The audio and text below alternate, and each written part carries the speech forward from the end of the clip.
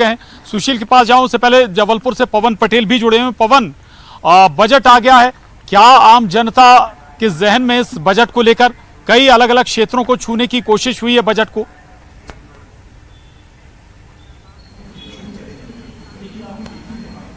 जी बिल्कुल प्रशांत, तमाम क्षेत्रों का ध्यान रखने की कोशिश की गई है और काफ़ी ऐसी योजनाएं भी हैं जो प्रदेश के विकास में बेहद महत्वपूर्ण है।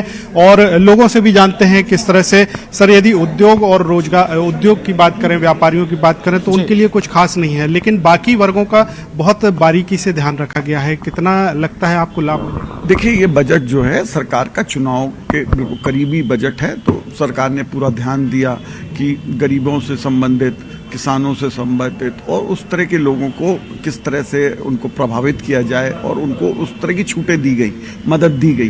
बहुत अच्छा है, सबके लिए करना चाहिए हर सरकार को, मगर सरकारों को क्षेत्रीय असंतुलन नहीं करना चाहिए। इस सरकार में प्रॉब्लम ये हुआ है कि जो कुछ भी घोषणाएं हुई हैं वो सब इंदौर और भोपाल के लिए हुई हैं। महाकौशल एरिया के लिए कोई भी अलग से आपने सुना नहीं होगा कि जबलपुर का कहीं भी उल्लेख हो। इंडस्ट्रियल कॉरिडोर बनाया जा रहा, वो इंदौर और भोपाल के बीच में बनाया जा रहा। मेट्रो ट्रेन चल रही, वो इंदौर और भोपाल के लिए चल रही। तो जितना इंफ्रास्ट्रक्चर का बड़ा पैसा आना है या खर्चा होना है, G20 की बैठक होगी तो इंदौर में होगी, इन्वेस्टर मीट होगी तो इंदौर में होगी, सारा इंडस्ट्री जहां भी बाहर की आएगी वो सब इंदौर में होगी, IT पार्क के ऊपर जो बड़े इन्वेस्टमेंट होंगे वो इंदौर में होंगे। तो जब सारी चीज़ें वहाँ होंगी तो आज हमारे इस महाकौशल एरिया के डेवलपमेंट कैसे होगा? आपने कॉरिडोर अगर वहाँ इंडस्ट्रियल बनाओगे तो इस क्षेत्र में कैसे होगा? तो क्षेत्रीय असंतुलन को लेकर हम लोग को समस्या है। प्रशांत जी, ये क्षेत्रीय संतुलन यानी अगर देखा जाए तो महाकौशल की, जबलपुर की उपेक्षा कहीं ना कहीं नजर आती है। हमारे साथ में जो शहर के लोग हैं उनका कहना है कि एक तो रेवेन्यू जनरेशन के लिए, यानी खर्च तो है, एक्सपेंसेस हैं सरकार के पास, और एक्सपेंसेस की बातें की गई है कि योजनाएं लाई हैं जिसमें खर्च होगा, लेकिन आय बढ़ाने के लिए जो उद्योग हैं, जो व्यापार हैं, उनको बढ़ाने के लिए कोई भी योजना ऐसी नजर नहीं आती है। तो कुछ लोग इससे निराश भी हैं, लेकिन एक बड़ा वर्ग देश का जो है वो प्रदेश का, वो इससे संतुष्ट नजर आएगा, क्योंकि इसमें छात्राओं के लिए, युवाओं के लिए, महिलाओं के लिए, किसानों के लिए, तमाम लोगों के लिए बेहतर योजनाएं हैं जिनका लाभ अगर लोगों तक पहुंचा तो निश्चित ही उनका उत्थान होगा, उनका स्तर बढ़ेगा। बिल्कुल बिल्कुल अनदेखी, कुछ लोग ये कह भी रहे थे कि भाई क्षेत्र की अनदेखी हुई है, जबलपुर या उस रीजन की अनदेखी हुई है। ये ठीक है, लोगों के जहन में हो सकता है कुछ और, चूंकि बड़े शहर ये ग्वालियर और माफ कीजिएगा जबलपुर और भोपाल, तो टारगेट में भी सरकार के दरअसल पहले ये दो बड़े शहर होते हैं। ग्वालियर का रुख कर रहे हैं, सुशील कौशिक हमारे साथ बने हुए हैं। सुशील, ग्वालियर की जनता क्या सोचती है इस आम बजट पर, आखिरी बजट इस सरकार का, सरकार के इस कार्यकाल का? सुशील।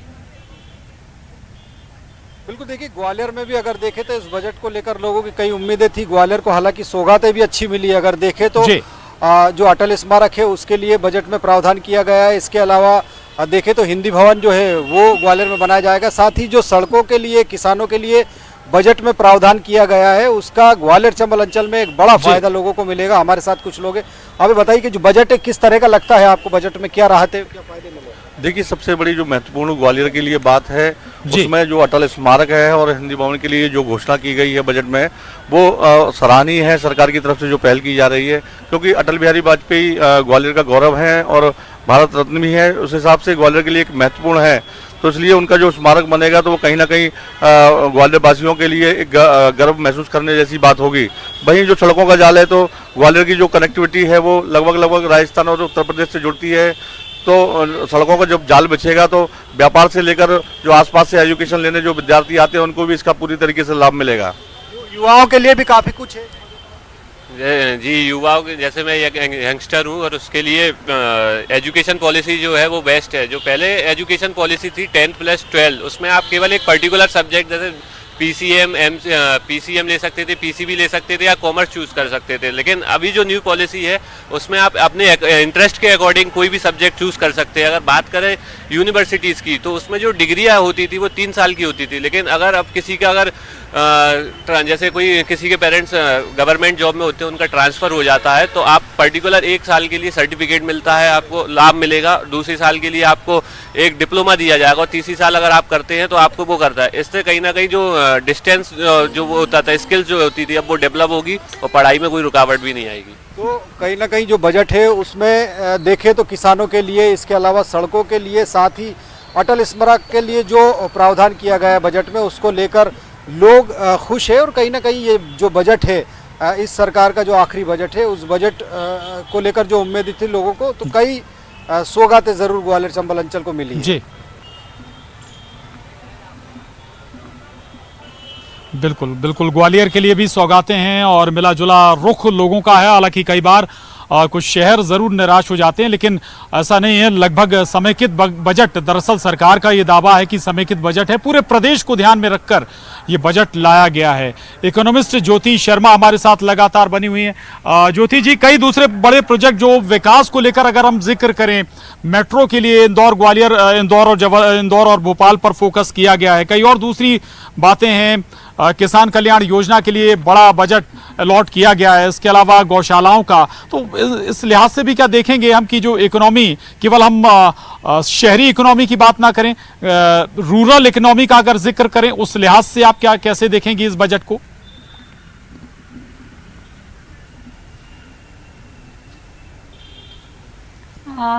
बिल्कुल, हम शहरी इकोनॉमी के साथ में गांव की अर्थव्यवस्था की भी बात करें तो बहुत सारे प्रावधान है। मुझे लगता है एक सबसे अच्छा जो प्रावधान है वो स्व सहायता समूहों को राशि देना है या उनके लिए प्रावधान करना है ना। इस तरह से सरकार को जो रोजगार है वो स्वतः ही जनरेट हो जाएंगे। हम तो बस ये देखें कि हम स्व सहायता समूह को, यानी सरकार स्व सहायता समूह को जो राशि प्रोवाइड कर रही है वो उसका कितना अच्छा उपयोग कर रहे हैं। हमको बस एक देखना है या एक उन पर चेक रखनी है कि वो राशि का सही तरह से उपयोग करें। तो गांव की अर्थव्यवस्था स्व सहायता समूह से हम डेवलप कर पाएंगे। किसानों के लिए बहुत सारे प्रावधान है, जैसे मुझे एक अच्छा प्रावधान लगा मिलेट मिशन का, श्री अन्न योजना के तहत।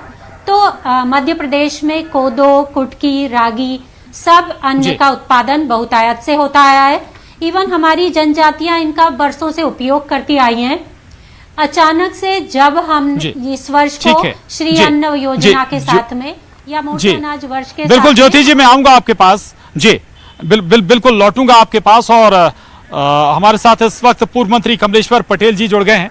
कमलेश्वर जी, बजट आया, बजट ठीक है, सरकार तो बहुत सारे दावे कर रही है, विपक्ष क्या नजरिया है विपक्ष का इस बजट पर? देखिए 18 वर्षों से बजट पेश कर रहे हैं और ये तो चुनावी बजट है, ठीक है। और जो प्रदेश की जनता को अपेक्षाएं थी, प्रदेश के माता बहनों को अपेक्षाएं थी कि महंगाई से निजात मिलेगी, हमारा गैस सिलेंडर से लेके अन्य जो वस्तुओं के दाम बढ़े हैं उसमें टैक्स घटाने का काम करेंगे, पर इन्होंने कुछ भी नया नहीं किया है। और बेरोजगार शिक्षित तो भटक रहे हैं।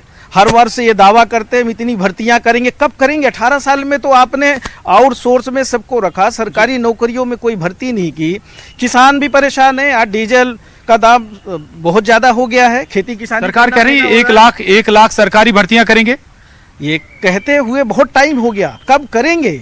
कब करेंगे? जब सरकार चली जाएगी तब करेंगे। देखिए इनकी नियत में खोट है। अगर इनको करना होता, 18 वर्ष सरकार चलाए हैं, आज हर विभाग में वैकेंसीज खाली है, रिक्त पड़े हुए हैं पद, सारे काम प्रभावित हो रहे हैं। आप शिक्षा विभाग में चले जाइए, हायर एजुकेशन, स्कूल एजुकेशन, दोनों जगह अति विद्वानों के भरोसे हमारी स्कूल और कॉलेज चल रहे हैं। आप कृषि विभाग में चले जाइए, जिलों में कृषि विस्तार अधिकारी नहीं है, लाभ का धंधा बनाने की बात करते हैं, वेटरनरी सर्जन्स नहीं है, वो सब खाली पड़े हुए हैं। पुलिस विभाग में भी यही स्थिति है। हर जिस विभाग में आप नजर दौड़ाइए सब जगह खाली पड़े हैं पद। ये सरकार। आखिरी सवाल कमलेश जी, विंध्य को मिला कुछ? देखिए ये सरकार ने पूरे प्रदेश को कुछ नहीं दिया, सिर्फ आंकड़ों की कलाबाजी की है, सिर्फ आंकड़े प्रस्तुत किए हैं, सच्चाई में कुछ भी नहीं है। धरातल पर जब लोग खुशहाल हो, और उससे इनकी विकास यात्रा से अंदाजा लगा लीजिए, विकास यात्रा में इनका कितना सम्मान हुआ, कितने लोग जनता इनके साथ जुटी, आप अंदाजा लगा लीजिए। तो इनका पूरा दावा खोखला है। यहाँ तक कि चाइना मेड, तो अभी हम लोगों को लैपटॉप दिया है, जो टैबलेट्स दिए हैं वो चाइना मेड है, जबकि भारत सरकार ने प्रतिबंध लगा के रखा हुआ है। ये सरकार पूरी तरह से लूटने में उतारू है, प्रदेश की जनता को महंगाई के अलावा कुछ नहीं दिया है। चलिए, बड़ी बातें कमलेश्वर पटेल जी ने कही हैं और आखिर की टैबलेट का भी जिक्र कर दिया कि भाई चीनी टैबलेट विधायकों को, मंत्रियों को दिए गए हैं, जिसको लेकर सवाल भी उठे थे। बहरहाल लगातार हम आगे भी बातचीत करते रहेंगे आखिर इस बजट में क्या और खास है, लेकिन फिलहाल इस बुलेटिन में बस इतना ही। सभी खास मेहमानों का बहुत धन्यवाद।